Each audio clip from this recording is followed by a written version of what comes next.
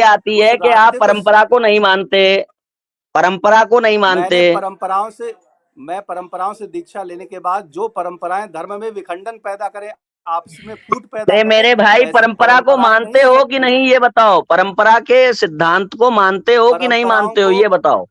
अरे तो यार बीच में बोले जा रहे हो, सुन भी लो यार, क्योंकि धैर्य क्योंकि रखो आप थोड़ा। विषयांतर कर ऐसे रहे हो ना, सनातनी नहीं होते हैं। विषय ये चल रहा है, विषय विषयांतर ये नहीं कर चल रहा हूँ, रहा है मैं कि अपना पक्ष इस्कॉन रख की रहा हूँ, तरफ अपना से पक्ष रखो। ऑथेंटिक जो वक्तव्य है वो किसका माना जाएगा। तो आप बता रहे हो ये मैं परंपरा, सभी मैं सनातन परंपराओं सत्य को में, मानता हूँ। सुनो, हाँ सभी हाँ परंपराओं में जो समान रूप हाँ से जो है सनातन की व्याख्या की गई है और समान रूप से सनातन के विषय में जो चीजें महिमा मंडित की गई हैं, मैं उनको हाँ। लोगों के सामने रखकर सभी अब परंपराओं में अब भेद जो मेरा हो यहाँ रहे पर हैं एक उनको अब मिटाना मेरा यहाँ चाहता हूँ। प्रश्न है, विषय अंतर मत करना। मेरा यहाँ प्रश्न है, जब आप विषयांतर मत, मुझे परंपराओं पूरी से बात तो करने दो यार। नहीं, यहाँ पे यार यहाँ ये क्वेश्चन आदमी पुटअप हो बोलते गया ना, जब रहेगा, आपने ऐसे ये जो तो बोले व्याख्या नहीं। की है, यही व्याख्या से ही आपत्ति है। जब से आपत्ति, इसके आगे तो जब बाद में आपत्ति चलेंगे, बिल्कुल, पहले इस व्याख्या से आपकी तो आपत्ति बिल्कुल हो गई। होगी। सुनिए, आप इन्होंने कहा कि जो सत्ता मिलेगी तो सही से महिमा मंडन करेगी जो बिल्कुल परंपरा, आपत्ति होगी। वो मुझे मान्य है, जो सही सत्ता से। ही होती है इसका ना। मतलब परंपरा से पहले, शास्त्र, परंपरा के द्वारा प्राप्त होने वाले शास्त्रों से पहले, परंपरा के द्वारा देखो, प्राप्त अब होने वाली मेरी बात शास्त्रों को की व्याख्या से पहले। भाई देखो, आपने अभी एक बात कही है, मैं उस के पर बीच आपत्ति में जता रहा हूं जो अपनी, प्लीज आप कटुता शांत है, रहिए। सुनो, देखिए, आप निर्णय मत करिए भाई साहब, निर्णय मत करिए। अभी आपने एक परंपरा को स्वीकार करने का आधार बताया, मैं उस पर प्रकाश डाल रहा हूं। परंपरा को स्वीकार करने का आधार आपका ये है कि कौन सही से सनातन धर्म का महिमा मुझे मंडन तो कर रहा शांत है। रहने के लिए इनकी, बोल देते हो, लेकिन जब मैं बोलता हूँ क्योंकि तो आप विषयांतर जब मैं करते बोलता हूँ तो आप भी हो, शांत क्योंकि जाते आप हो। विषयांतर करते हो। मुझे तो आप 2 विषयांतर अगर ना करो, एक मुझे सिंपल तो 30 प्रश्न मैंने सेकंड पूछा देते हो, था उसके बाद आप कि बोलना शुरू कर मैंने देते हो। आपसे एक सिंपल प्रश्न पूछा था कि इस्कॉन की तरफ से ऑथेंटिक वक्तव्य किसका मान्य होगा। बताइए भूप जी, किसका मान्य होगा?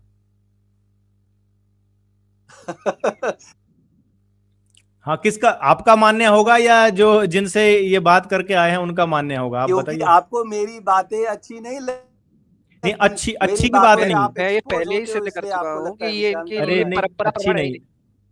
नहीं। अरे भूप जी, आप ये बताइए कि आपकी बातें इस्कॉन की तरफ से नहीं, कही नहीं, हुई ये बातें कभी मानी के जाए। बजाय जो मेरा स्टेक है, जो मैं कर रहा हूँ, वो तो देखिए, आप जो कर रहे हो ना, वो एक स्वघोषित रूप से कर रहे हो। उसमें आपके जो बात है उसको ये इस्कॉन वाले भी नहीं बोलेंगे कि वो उनकी बात है ना। तो आप जब भी कोई बात बोलो तो वो ऐसा होना चाहिए, जिस संस्थान की या जिस संप्रदाय की आप बात कर रहे हो, वो संप्रदाय भी आपकी बात को जो है वो सपोर्ट करने वाला होना चाहिए, जबकि ऐसा नहीं है। यही हम आपको समझाने की कोशिश कर रहे हैं। आपने पहले कहा शंकराचार्य की परंपरा को आप फॉलो करो। एक मिनट, आपने नहीं, एक मिनट भूप जी, मेरे को बोलने दीजिए। मैं ये कह रहा हूं, आपने ये कहा पहले कि मैं शंकराचार्य की परंपरा को फॉलो करता हूं, शंकराचार्य जी को मानता हूं। तो शंकराचार्य जी की बात को, जो उनकी गुरु शिष्य परंपरा है, जो आज के प्रमाणिक शंकराचार्य हैं, वो उनकी बात वैलिड होगी या आपकी बात वैलिड होगी? और आपकी बात अगर आप बोल रहे हो तो उसको ऑथेंटिक कौन करेगा? आज के जो शंकराचार्य हैं मौजूद रूप में, वही करेंगे। अब देखिए, भाग गए। अब यही बात है कि भैया, जब तथ्यों से बात होती है तब ये भाग जाते हैं। देखिए आह्वान जी, आपका बहुत बहुत धन्यवाद, आप आए और आपने इनको निरुत्तर किया। शिवांश भैया, बहुत बहुत धन्यवाद आपका। नहीं तो मतलब ठीक है, ये व्यक्ति प्रलाप तो कर ही रहा था। ये व्यक्ति प्रलाप के अलावा कुछ भी नहीं कर रहा था। और जी, आपका दोनों का धन्यवाद। टोक रहा था इसलिए कि जिससे समाज के भीतर इस प्रकार के अप्रामाणिक व्यक्तित्व हैं। असल में प्रॉब्लम क्या है, लोग ऐसा समझते हैं कि मैं उनको बोलने नहीं देता हूँ। प्रॉब्लम ये है कि जब व्यक्ति जो पॉइंट की बात चल रही है उससे हट के दूसरी बात करता है, ठीक है, तो उसमें प्रॉब्लम ये आती है कि उसने कोई, मान लीजिए उसने राम जी पर कोई एक आरोप लगा दिया, सपोज दैट कि राम ने यहाँ गलत किया। अब विषय कोई और चल रहा था कि हनुमान जी का क्या चल रहा है, हनुमान जी से रिलेटेड कोई विषय चल रहा था।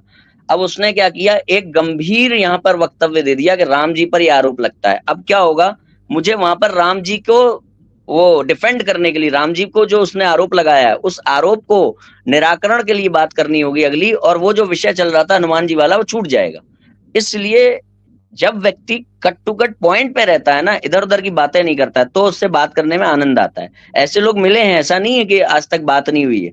मगर ज्यादातर लोग क्या करते हैं कि क्या ईश्वर अवतार ले सकता है, तो वो कहते हैं अवतार लेने की आवश्यकता क्या है।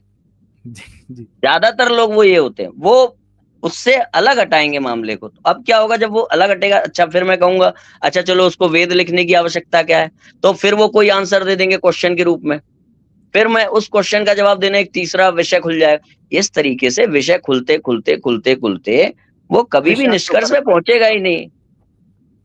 तो ये एक